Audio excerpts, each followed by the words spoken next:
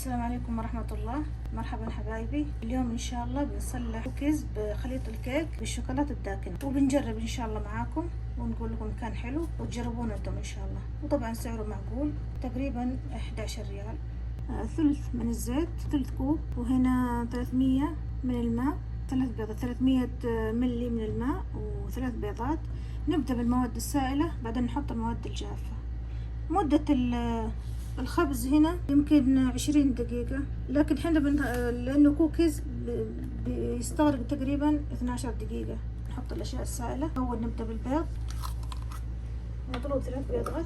طبعا 3 بيضات بالنسبة للكيكة، لكن احنا بنخليه كوكيز يعني أثقل شوي، بنكتفي بالبيضتين، ولو كانت بيضة يكون أحسن. طبعا بنحط الزيت ومعاه زبدة، تقريبا نص أو 3/4 من الزبدة المذابة. حطينا 4 ملاعق من الزيت، نكبهم على بعض، نخلطهم. وإذا احتاجت مادة سائلة طبعا بنضيف، لو احتاج مادة، هو أكيد بيحتاج بس أقل من المكتوب، لأنه مثل ما قلنا لكم بنخليه كوكيز.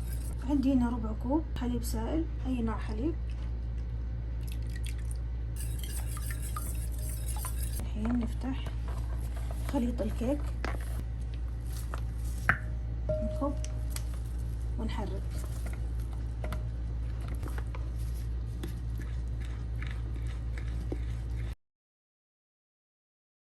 الحين بنضيف هالشي،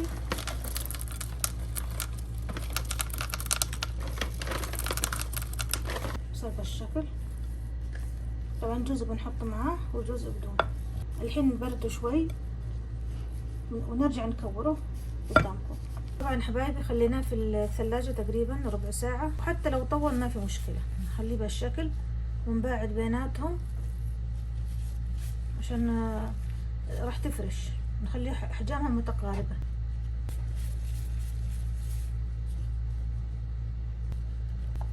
خلاص كده بندخلها على الفرن لمدة 12 دقيقة. وهذا شكلها النهائي حبايبي، ومثل ما قلنا لكم تاخذ 12 دقيقة بالفرن، بس تكونين انتي متابعة عليها، لان صراحة اخذت معانا 10 وشوي، يعني 10 الى 10 ونص. طبعا في البداية تكون هشة، مع الوقت تصير صلبة شوي. طبعا هي تحتاج، يمكن بعض الناس يحبونها بزبدة زيادة، احنا نحبها خفيفة بالزبدة. وهذا شكلها، وما تحلى الا مع فنجان القهوة. ممتاز، مثل المحل اللي يبيعون في المحلات هذه. بالعكس، ويمكن احسن، لانه هذاك في المادة الدهنية كثيرة مرة تجيب غثيان.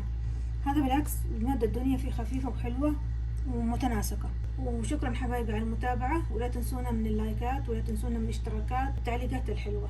ونشوفكم ان شاء الله في فيديو اخر.